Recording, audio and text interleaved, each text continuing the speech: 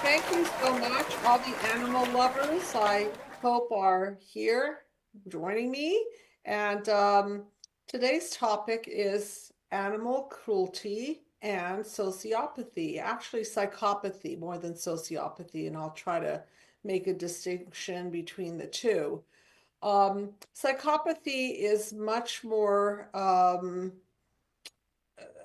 lacking in empathy, and there's no real moral compass there. If there is harm done, they don't feel guilt, they don't feel shame or retribution or any of that. So we're going to talk about animal cruelty and psychopathy. And I also want to bring in the correlation between animal cruelty and cruelty to other human beings. So this is a call-in show, everybody. And that number is 323-524-2599. Feel free to call in. I ask of you to keep the topic relevant and don't veer off on your own personal story unless it has a point to it and relates to the topic. So why am I doing this show? As you can see, I consider myself a dog mom. I have two beautiful dogs. One is a amazing German Shepherd who's super protective of me. She'll probably attack um, to defend me, which is okay as long as I have control over her. And I do. And then I have a beautiful golden retriever who I call my Velcro dog. And I call him my Velcro dog because he just sticks to me all the time. He won't move. If he can spend the whole day glued to me, he would. And he's a leaner, so he'll just like lean right into me. And no space. I get no space with the golden. So, in essence, I love all animals. I particularly love dogs. I grew up around them. And there's nothing that hurts my heart more than to see a dog being mistreated, abused, neglected. It is just beyond heartbreaking that there are people out there hurting animals, innocent animals who have no free will to escape in many cases, no free will to do anything, and are subject to extreme, sometimes extreme forms of human cruelty. So let's open this up for discussion. If anyone wants to call in and talk about their experience with um, animal cruelty, or that they've been around it, or they have witnessed it in their family of origin, and all of that. So let's start by saying that animals are angels. They really are. I'm not saying that they cannot be vicious as well. Of course they can, especially if they are neglected and abused, then they can turn against humans, which is also a very sad situation because a lot of times the human is devastated when that happens. And if the animal has to be put down, then they're grieving that animal the same way as if they didn't hurt them oftentimes. Um, so why do people do that? Why do people subject animals to extreme torture and and also subject animals to torturing other animals? We've all seen the dog fights and other displays of animal dominance and sportsmanship and so on. Well, first of all, I think that I'd like to mind map this. As usual, I like to mind map things. And so let's put the mind map up and see how we can apply animal torture to the mind map. So how it's supposed to go is that in panel one, we are supposed to be nurtured by our family of origin. So panel one represents the wounds of childhood. It also, as you can see, represents the light in the background. And the light in the background is the unconditional love that we are given, the safety that hopefully we're brought up in, the attachment sorts of experiences that we are supposed to have growing up, which is well explained by Dr. John Bowlby, father of attachment theory. And so what brings out our light is eye contact and skin contact and mirroring, attunement, safety, boundaries, all of that. However, when we're raised by parents who don't bring that to our infancy or childhood or even later, then we have what I refer to as childhood wounds of abuse and neglect. So the neglect ones are obvious. If you neglect a child, if you isolate a child, if you don't pay attention, if you don't really mirror and attune to them, that's going to create a big problem. It's going to create a human disconnect. And that disconnect is going to show up in the way that person treats other people and animals.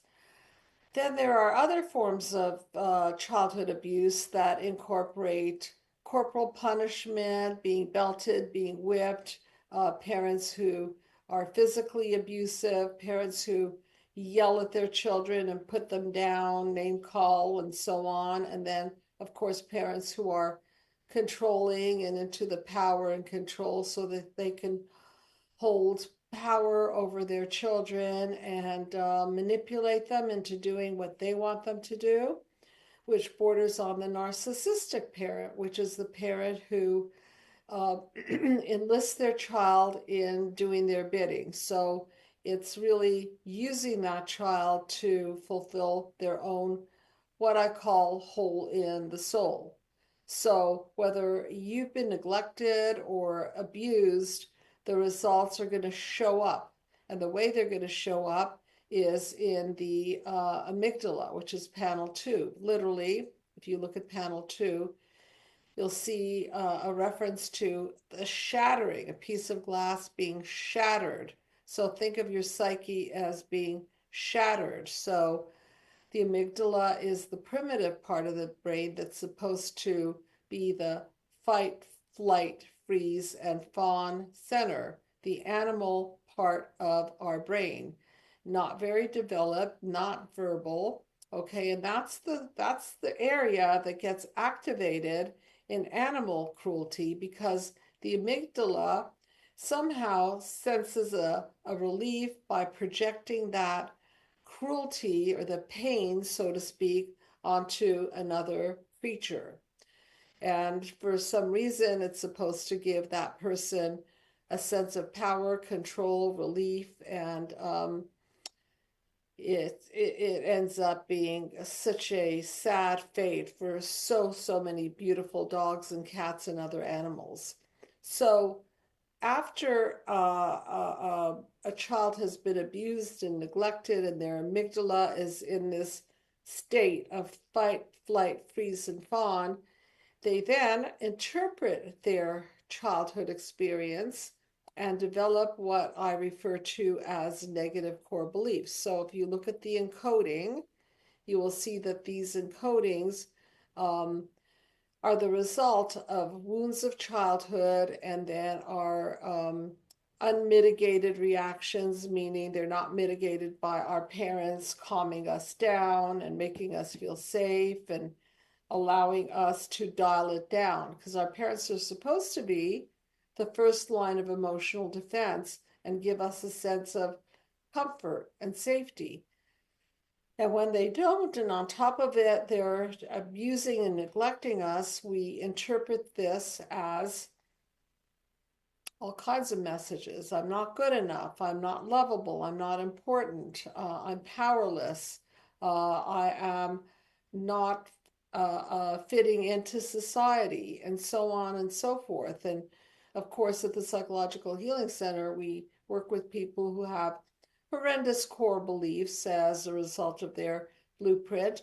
But let's sort of tie this into child abuse, okay? So when our wounds of childhood are activated, we don't want to feel that. So what we do is we're sort of the whole process, which panels 1, 2, and 3 are our past in terms of the way we've been brought up.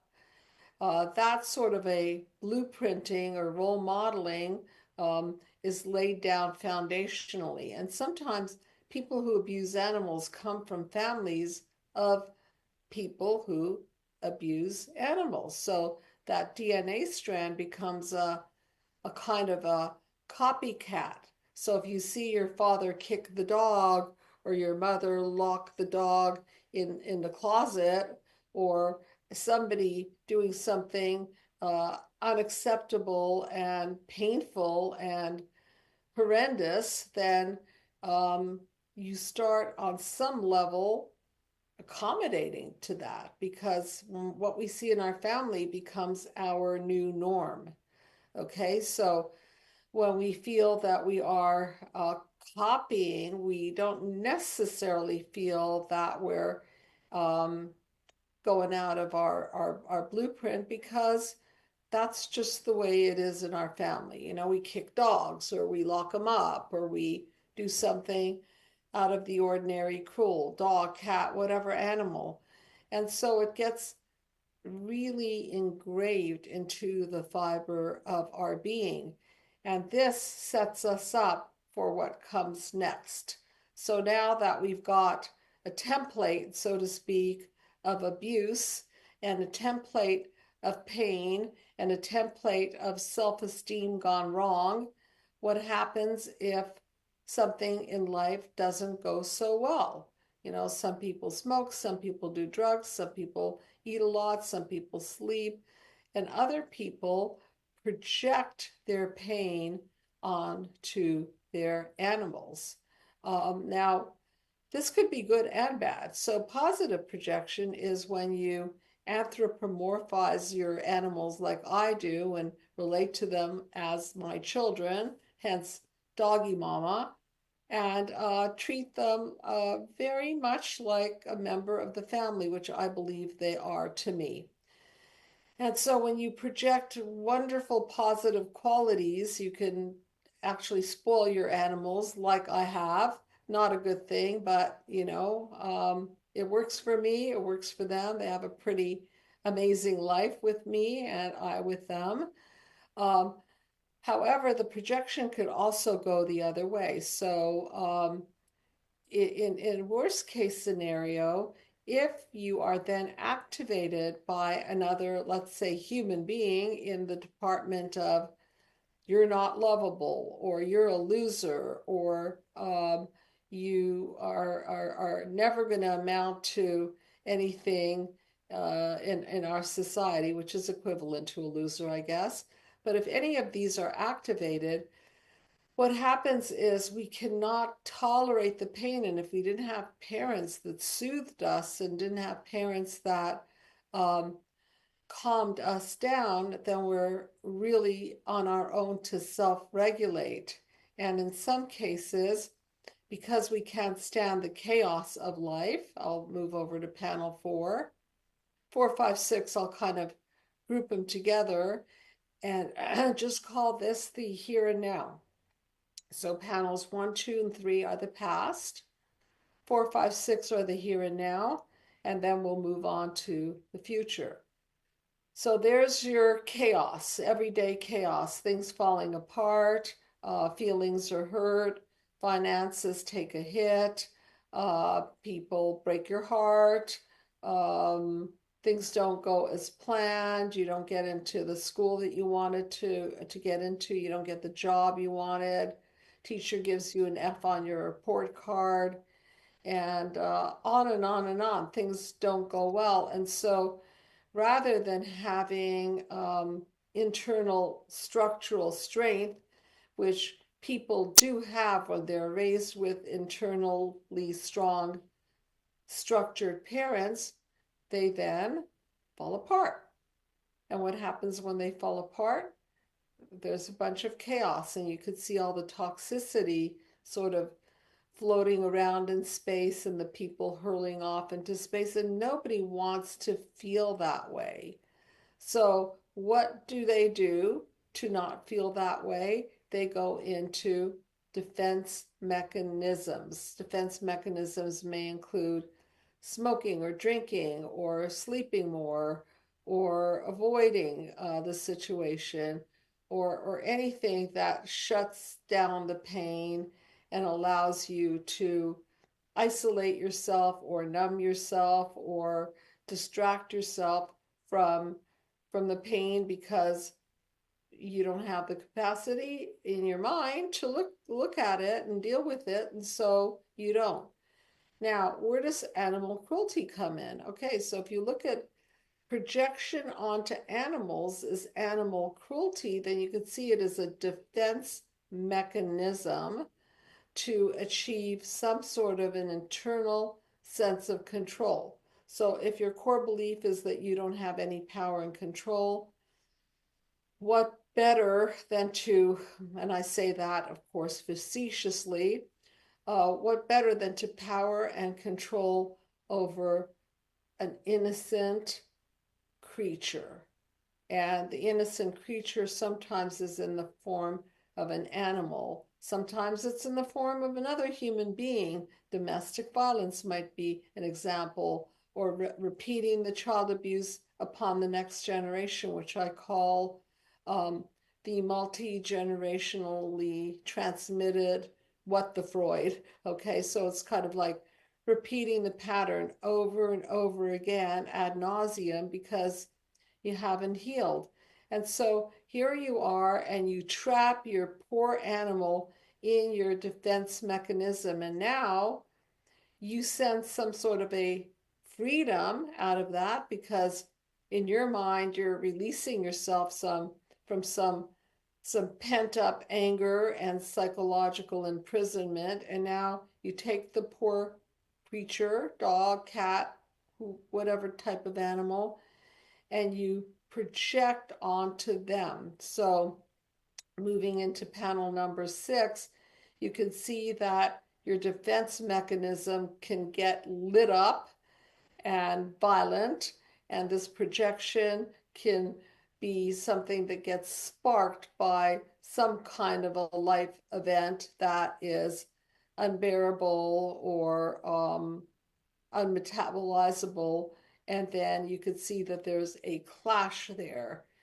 And so one thing that was very fascinating to me as I was reading up on this is that I thought that there were a lot more criminals who started out as animal abusers. And it turns out the statistics, according to crime statistics, is that only 16% of people who abused animals go on to become domestic violence perpetrators or murderers or so on and so forth.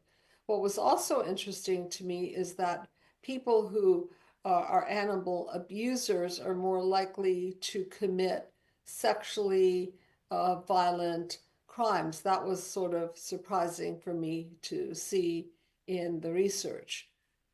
So what drives this horrific behavior? And I'm going to put it in the context of our society. First of all, the penalty is only $20,000 and I think a handful of years in jail if you hurt an animal. So in my opinion, especially because I'm such an animal lover, that is just such not enough. That's just not, it doesn't really reflect, because if we relate to an animal as an entity that has a soul, and you're torturing a soul. I mean, I know we eat animals. I know we eat chicken and beef and so on, and hopefully we do it responsibly, which is very, very hard to do because we all know about animal cruelty, and we've all watched movies like Fork Over Knife, I think is one of them, and Earthlings, which was so traumatic for me to watch. I became a vegan for a few years. The animal industry is, in and of itself, a torturous institution, and that's why, if you can afford it, and I know that many people cannot, try to buy organic, pasture-raised creatures because hopefully they've been treated better with some kind of a human dignity. Um, One of the laws of Judaism, which I'm Jewish, Dr. Rosenberg, pretty obvious, is that we practice kosherizing our animals. So, in other words, we do not hurt the animal in the process of killing them. There's respect for the animals, and they are killed quickly and hopefully painlessly, usually right along the jugular. And so, within Judaism and probably other cultures too, there's a respect for doing cruelty-free killing of animals for human consumption. So, we don't live in a perfect world, and in a perfect world, maybe we'd have not even that.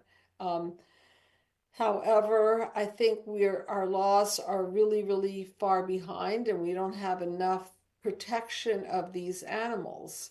And are there any questions in the chat room, or anybody want to call in about their experience with animals and animal cruelty?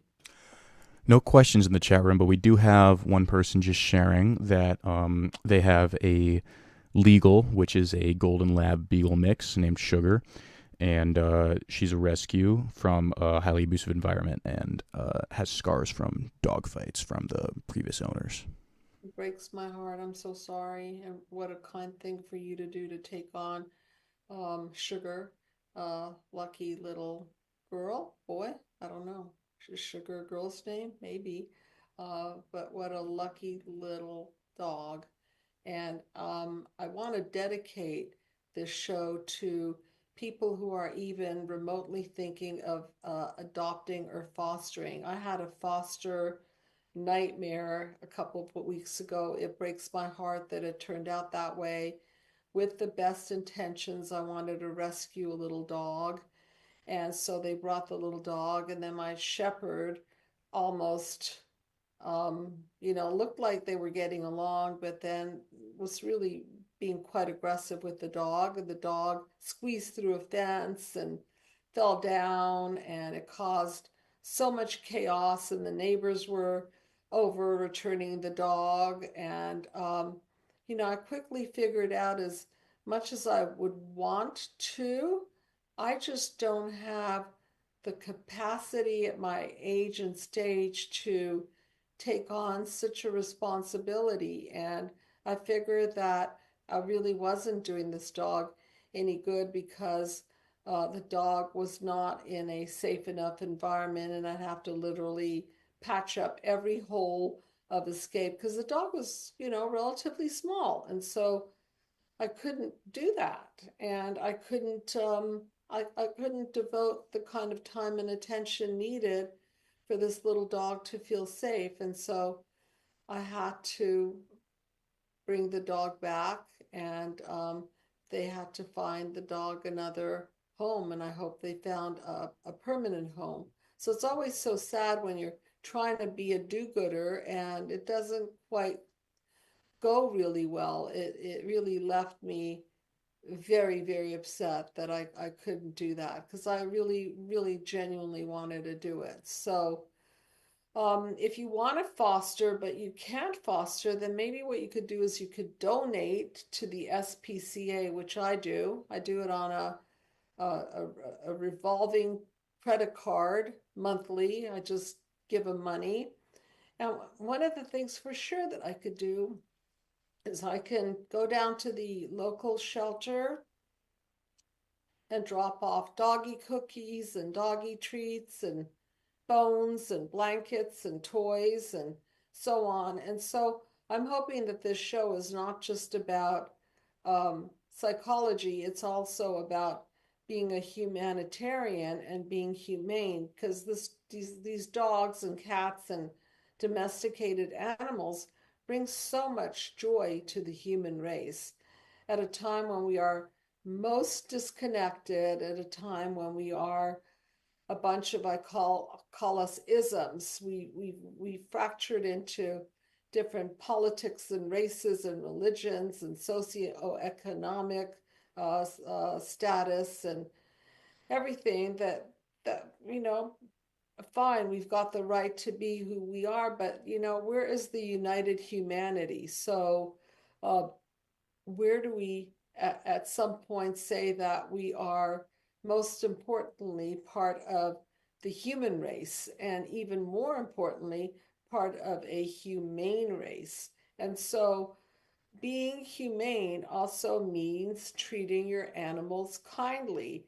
And abuse is subtle. Just because you're not kicking and beating and doing atrocious things to your animals, abuse can also be subtle in the form of leaving them in the house and forgetting to give them water, or going long periods of time without feeding them. They can't say, I'm hungry or I'm thirsty, or leaving them emotionally neglected because you're too busy with your work or other family members and other responsibilities. Just make sure that your empathy um, scale is up there. And there's nothing better that can bring you more practice of empathy than caring for an animal, of course, unless you're a sociopath or psychopath or lack empathy and lack ability to really um, feel the pain and impact that you're causing another human um, being. So please, for those of you who have animals, animal cruelty can be subtle, and I'm not saying that you're cruel, but you might be neglectful. So make sure that you care for your animal's teeth because they can't tell you if they have a toothache. Make sure that you check them for fleas and ticks because they can't tell you that they're not feeling well. Make sure that you keep plastics and other objects away from them. I know my golden will eat anything in sight, anything and everything. So I've got to constantly make sure that I take things off the floor and maintain a safe space for them. And so that's part of it too, is empathy is when you can feel your way into a situation and predict what needs to be done for the betterment of that human being, or in this case, your animal. Um, Now, amazingly, they offer us so much empathy. So animals are able to sniff out cancer, for example. Some animals are used for that. Some animals, of course, we know are used in the police force to rescue and to protect. Some animals are, there's my animal. My animal is very, very, that's probably my shepherd, very, very loud. And so another thing that we have to watch out for is that when our animals go off like that, then it sometimes activates our amygdala and we become jumpy. So we can't let our amygdalas rule us just because our animals go out of control. And so we have to role model peace of mind. We have to role model consistency. Just like a child is treated, so too our animals need to be treated. A similar feeding time, consistent similar feeding times, having plenty of water available, having access to a doggy door to be able to go relieve themselves as needed, exercise, places that they could run around and interact with other dogs maybe. Be careful of dog parks. I have seen a lot of trouble there. I'm not saying don't go to one, but just make sure that your dogs are up to date with their shots, and that you keep them free of ticks and fleas and so on. And also veer them away from aggressive dogs. Very, very important, because the dog park is supposed to be a place of pleasure.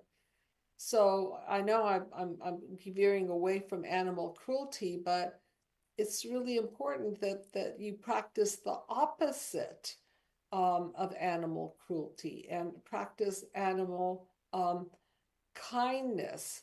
For many people, their dogs are their family, and particularly as you grow older and lose people, um, sometimes your pets are your family, and sometimes they are the creatures that you cuddle with and talk to and interface with. And so, if you don't have people in your life, then where are you getting your eye contact and your skin contact and your communication and your endorphins, massive amounts of endorphins from your pets is right there with your pets. So remember what narcissism is. Narcissism is 1 plus 1 is less than 2. So if you've got an animal and that animal feels less than, is not doing as well because of you, because you're not feeding the animal or taking the animal to veterinary exams or checking their teeth or making sure they have plenty of fresh air, then you're you're being narcissistic, really. You're not considering their feelings. You're not considering their needs. And so it's selfish to take from the animal all the love and comfort and cuteness and everything that they offer, and then not at the bare minimum provide them with the necessities of safety and warmth and food and shelter and love. We owe it to them. So let's go on with I want to talk a little bit more about shelters and why dogs end up in shelters, as Sugar did. Well, sometimes they end up there because their owners are done with playing with them in a cruel way. You know, they just are not going to be good for YouTube clicks because they're too beaten up, or they are going to be good for YouTube clicks because, or TikTok or whatever is done, because they are being used to cater to other sick people who want to watch animals be tortured. That to me, I can't wrap my head around it. People actually signing up to watch animals being tortured and downloading this material. I mean, speaking of being complicit to a crime, if you are or you know of anybody who's doing that, then you just gotta confront that. That is just sort of like feeding an industry that shouldn't exist in the first place. And so for whatever reason, and I get this email called Lady Freethinker, and they're all about animal cruelty, and I get articles in my mail. The monkey was skinned alive, or sorry, guys, I don't mean to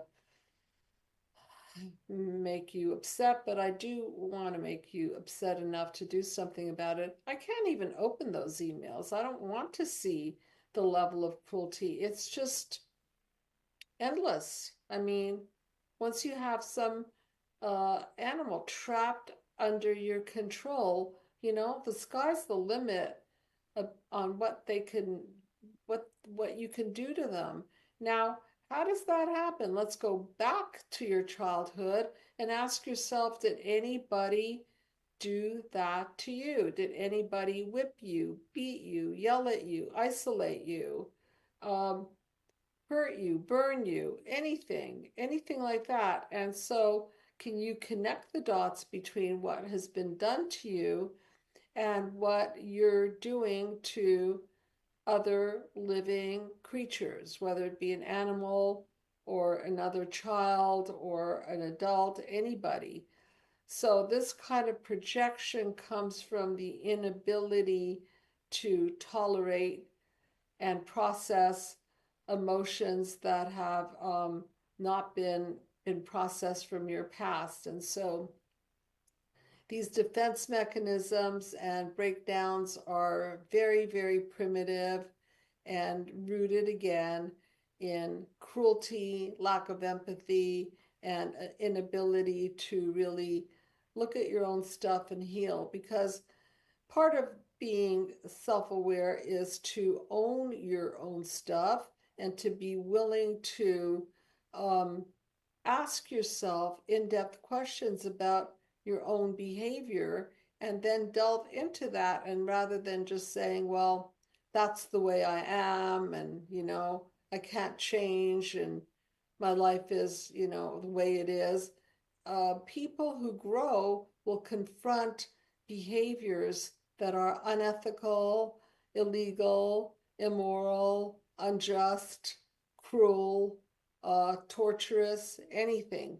Um, Hopefully, people have a bit, like a spark of ability to recognize when they're being cruel. Because if you don't recognize it, then it doesn't register. It just feels like normal. But if you're more on the narcissistic scale, maybe you don't have empathy, but you know that it's morally wrong, or you know that somebody is going to disapprove of it, or you do get a feeling in the pit of your stomach that something's not okay. But if you're a psychopath, that's just not registering. There's just nothing.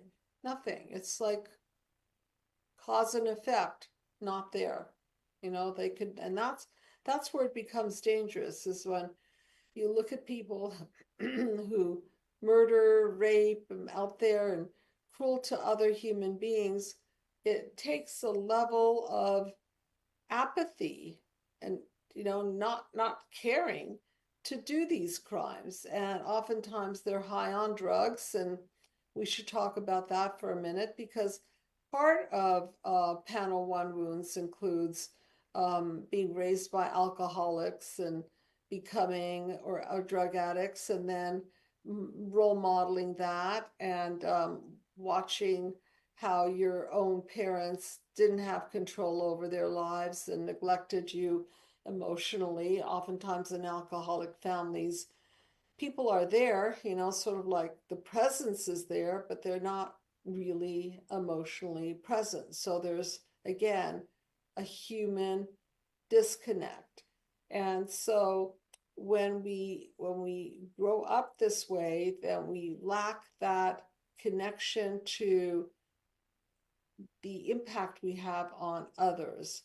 And that, to me, is the most, um, how could I say, the most dangerous aspect of the human race, when you cannot connect your impact on other people. Like it's a truly, I don't care. Oh, I hurt you. Like, so what?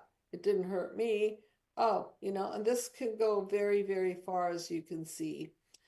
Um, Unfortunately, our prison system is filled with people who have childhood wounds and have not healed from them. One of my goals is to get the mind map system into the prison system. So if anybody is interested in an opening with that, contact me, okay? I very much want to get this into the school system and teach empathy and teach mind maps, so that children wouldn't be bullied, and even if they were, they wouldn't be activated in their negative core belief. And suicide, I have talked about that in my episode on children and mind mapping and so on.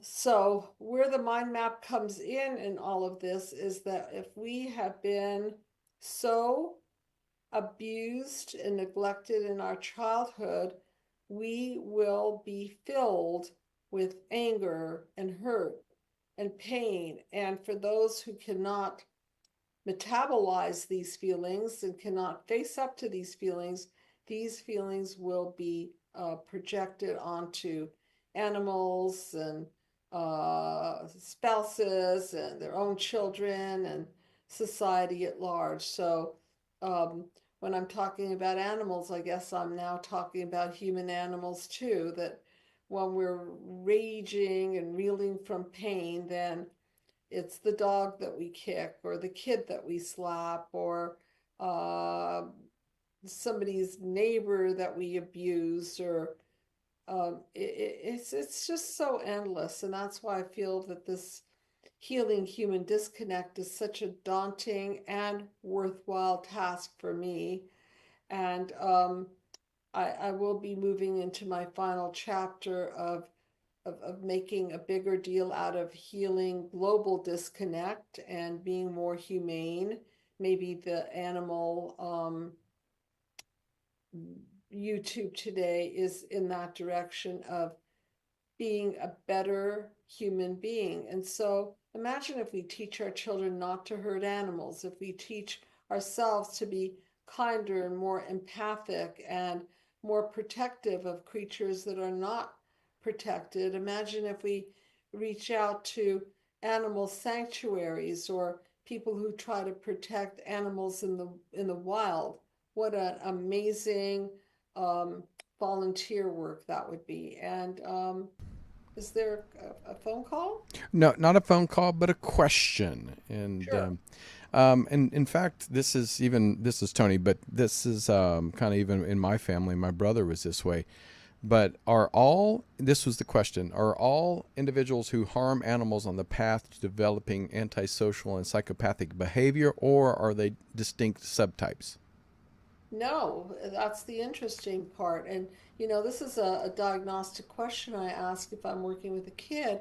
I want to know if they ever harmed an animal. So it's not the case that all psychopaths or abusers have harmed animals. It's just not. I thought it would be more highly correlated, but Hmm. apparently no. But 16% of people who harm animals early on in childhood, or maybe even in their teenage years, go on to rape and murder. Wow.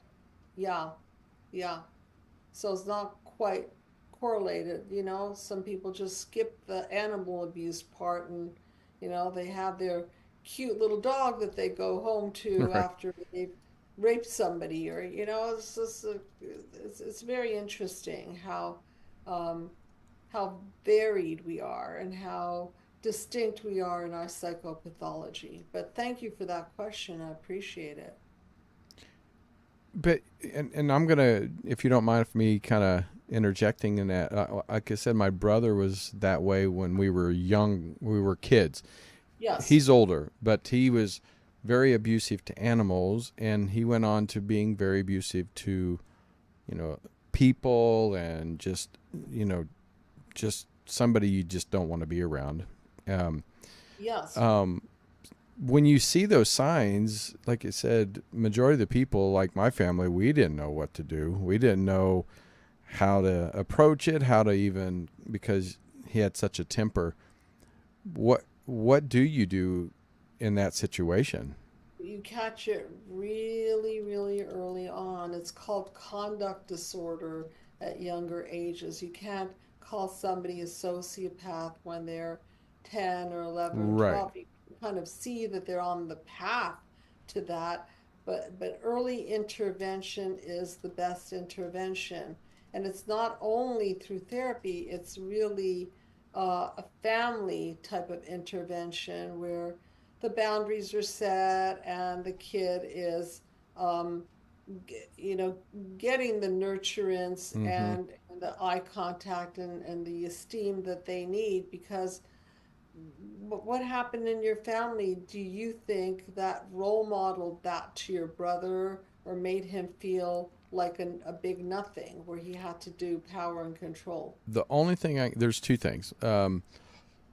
My dad was an alcoholic and was very abusive, and for some reason, out of the four of us, I'm the baby. He was the second oldest, but he was targeted a lot when it comes to the physical abuse.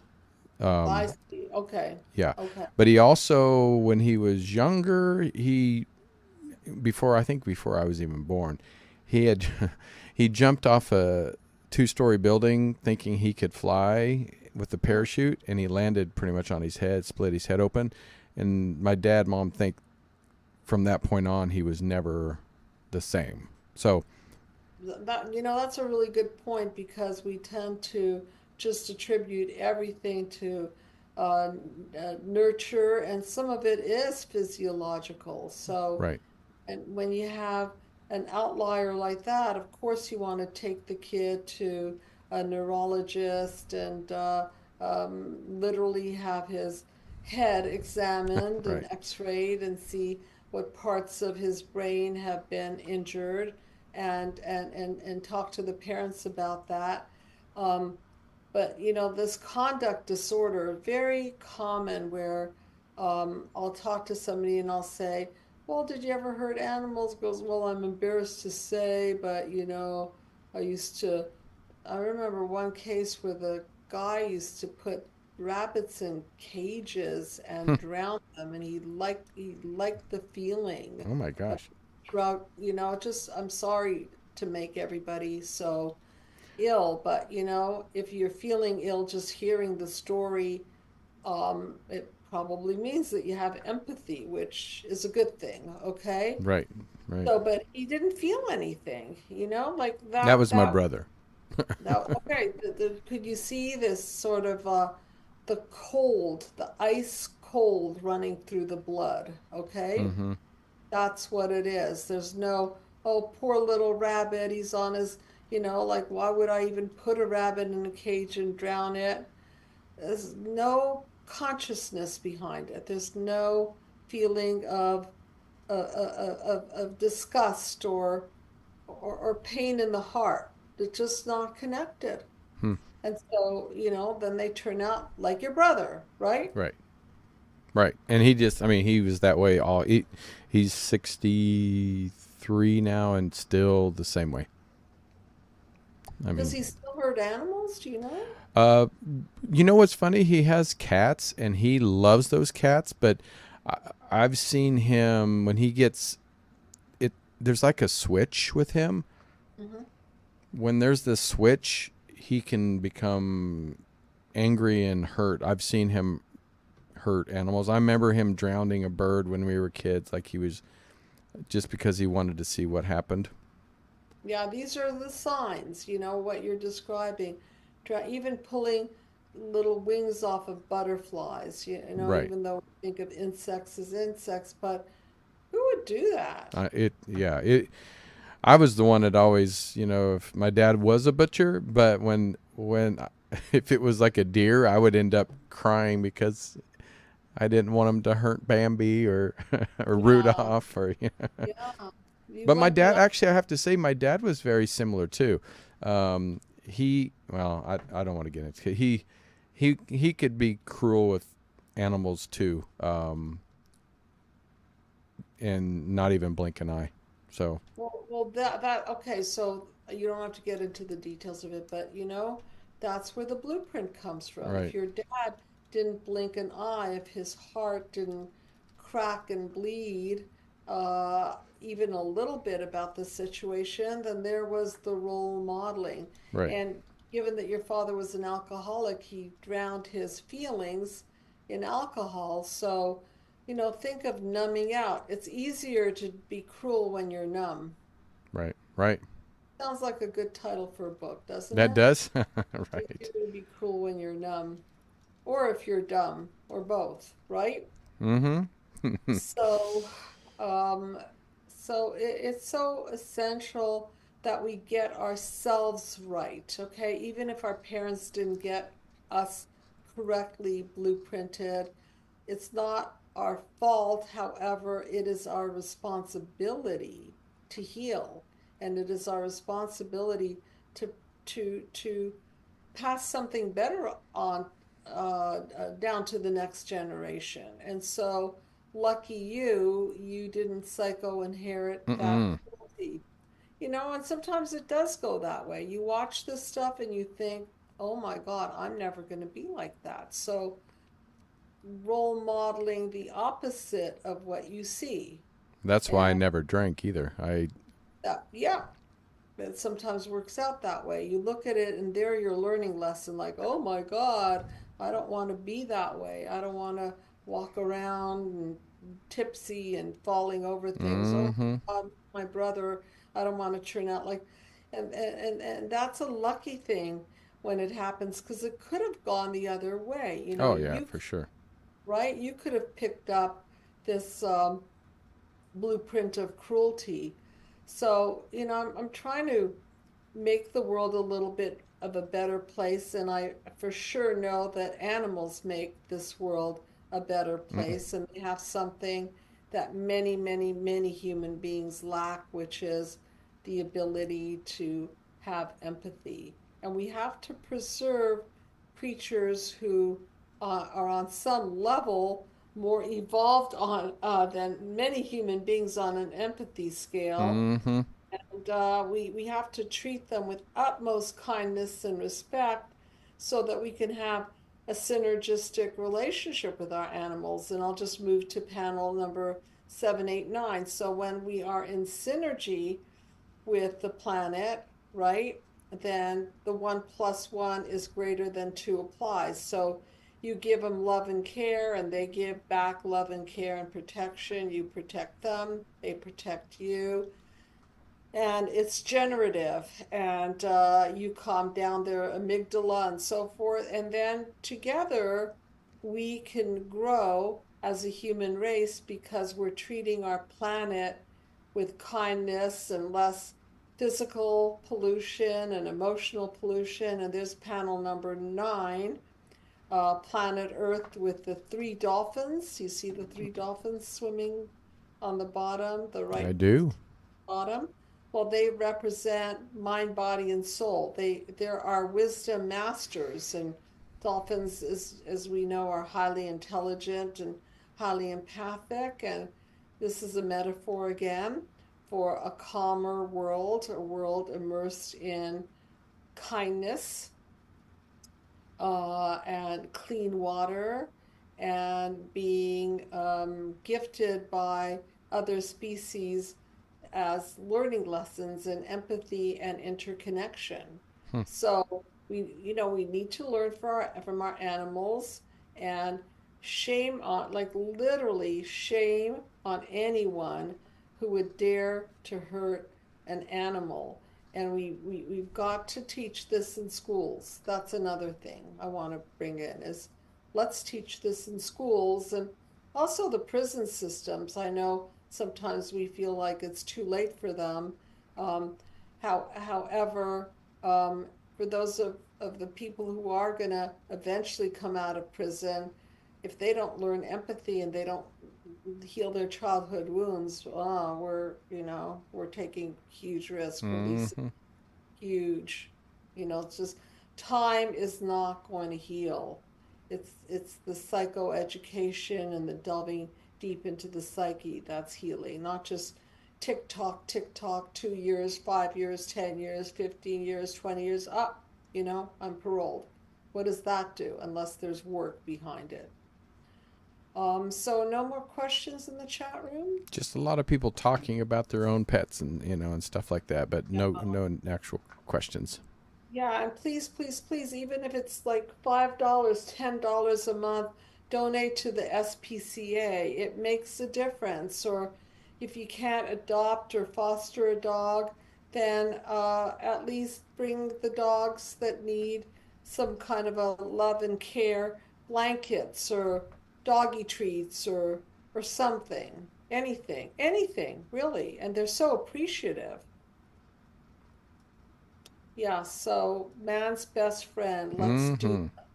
Let's be best friends to the creatures that deserve it most, because they are so capable of bonding and unconditional love. So thank you everyone for tuning in, and take good care of your animals, and even those animals that you don't own. There are animals in the wild that need support, and they need to have protection, and let's just do a better job of doing our part for them. Well, thank you very much, everyone. See you next time. Good night.